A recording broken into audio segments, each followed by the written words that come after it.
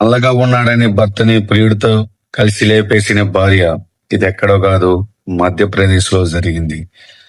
ఆమె పేరు వచ్చేసి ప్రియాంక. ఆమె భర్త పేరు వచ్చేసి దేవకృష్ణ. ప్రియుడి పేరు వచ్చేసి కమలేష్.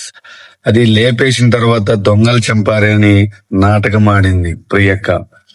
అంతేకాదు, 1,00,000 ప్రియుడు ఏ అమ్మాయి కలిసి భర్తను లేపడానికి ఒక సూపర్ గ్యాంగ్ కి 1,00,000 రూపాయలు ఇచ్చి లేపేశారు. అంతేకాదు, ఈమె పైగా లేపేసింది కాగా పైగా ఈమె దొంగలు వచ్చి మా ఇంట్లో చొరబడి 1,00,000 రూపాయలు తీసుకెళ్లారు. అంతేకాదు, వెళ్తూ వెళ్తూ నా భర్తను చంపేశారు అని చెప్పి అందరూ నమ్మించి అక్కడ ఉన్న జనాలు చనిపోయిన తర్వాత అక్కడ ఉన్న చుట్టుపక్కల జనాలు వాళ్ళ బంధువులు రాగానే ఒక ఏడుపు యాక్టింగ్ అనేది స్టార్ట్ చేసింది.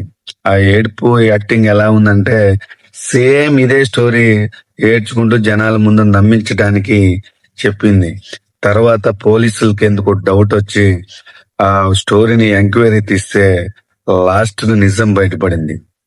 నల్లగా ఉన్నాడని భర్తని లేపేసింది, కానీ ప్రియుడితో పక్కన ప్రియుడితో కట్టుకుని వాళ్ళిద్దరు కలిసి 1,00,000 రూపాయలు ఇచ్చి లేపేశారు. తర్వాత పోలీసుకి అర్థమైంది. అక్కడ ఉన్న జనాలు మొత్తం షాక్ అయ్యారు. అసలుకి మామూలు విషయం కాదు కదా.